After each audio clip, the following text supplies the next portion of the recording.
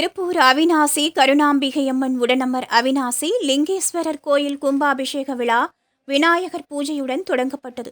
கொங்கு 7 சிவஸ்தலங்களில் முதன்மை பெற்றதும் முதலை விழுங்கிய சிறுவனை சுந்தர நாயனார் தேவாரம் பதிகம் பாடி உயிருடன் மீண்டும் உயிர்ப்பித்து எழச் செய்த திருத்தலமாகவும் பிரசித்தி பெற்ற கருணாம்பிகையம்மன் உடனமர் அவிநாசி லிங்கேஸ்வரர் கோயில் விளங்குகிறது. இந்த கோயிலில் கும்பாபிஷேக விழா, பிள்ளையார் வழிபாடு, வேள்வி உள்ளிட்டவை நடைபெற்றது. 29ஆம் தேதி திங்கட்கிழமை காலை முதல் கால வேள்வி தொடங்கி பிப்ரவரி 2ஆம் தேதி வரை வெள்ளிக்கிழமை 8 கால வேள்வி பூஜை நடைபெறுகிறது. முக்கிய நிகழ்வாக பிப்ரவரி 2ஆம் தேதி வெள்ளிக்கிழமை காலை 9:15 முதல் 10:15 மணிக்குள் கலசங்களுக்கு புனித நீர் ஊற்றும் கும்பாபிஷேக விழா நடைபெறுகிறது. இதற்காக 79 யாகசாலைகள் அமைக்கப்பட்டிருப்பதாகவும் 100 சிவாச்சாரியார்கள் கலந்து கொண்டு ஆகம விதிகளின்படி கும்பாபிஷேக நிகழ்வு நடைபெறும் என தெரிவிக்கப்பட்டுள்ளது. இதனைத் தொடர்ந்து பிப்ரவரி 2ஆம் தேதி மாலை 6 மணிக்கு சுவாமி திருக்கல்யாணம், இரவு 8 மணிக்கு சுவாமி திருவீதி உலா உள்ளிட்டவை நடைபெறுகிறது.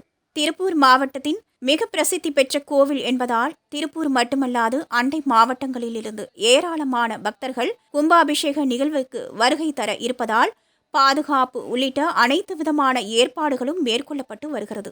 நம பார்வதி பதவே ஹர மகாதேவா.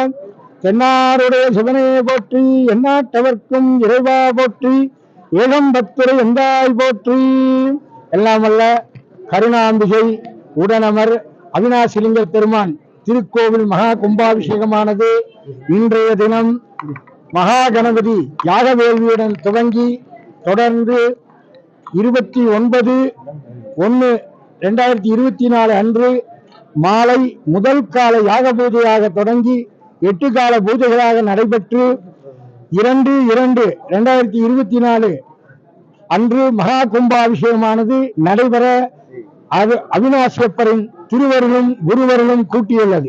இவ்வைபவத்தின் முக்கியமாக யாகசாலையானது ஸ்ரீ கருணாம்பிகை அவிநாசியப்பர் வள்ளி தெய்வ யானையுடன் அமர்ந்த சண்முக சுப்பிரமணிய சுவாமி அவர்களுக்கு தலா 9 குண்டம் வேள்வி அமைத்து மொத்தம் 27 குண்டங்களும், பரிவார தெய்வங்களாகிய மகாகணபதி, ஸ்ரீ பாதிரியம்மன், ஸ்ரீ காலபைரவர் உள்ளிட்ட சுவாமிகளுக்கு 5 குண்டமாக 3 யாகசாலைகளும் அமைக்கப்பட்டு மற்றுமுள்ள பரிவார தெய்வங்களுக்கு மொத்தம் 79 யாக குண்டங்கள் அமைக்கப்பட்டுள்ளது. இத்திருவிழாவில் சிவாச்சாரிய பெருமக்கள் 100 பேர் சிறப்பாக கலந்து கொண்டு யாக வேள்விகளை செய்ய உள்ளார்கள். துணையாக 54 ஓதுவாமூர்த்திகளை கொண்டு தினமும் தேவார திருமுறை பாராயணங்களானது மிகச் சிறப்பாக நடைபெற உள்ளது. இக்கும்பாபிஷேகமானது சீரும் சிறப்புடன் அவிநாசிவால் பக்தர்கள் மற்றும் பக்த பெருமக்களின் பொருளுதவியால் பல திருப்பணிகளும் செய்யப்பட்டு மகா கும்பாபிஷேகமானது சிறப்பாக நடைபெற உள்ளது.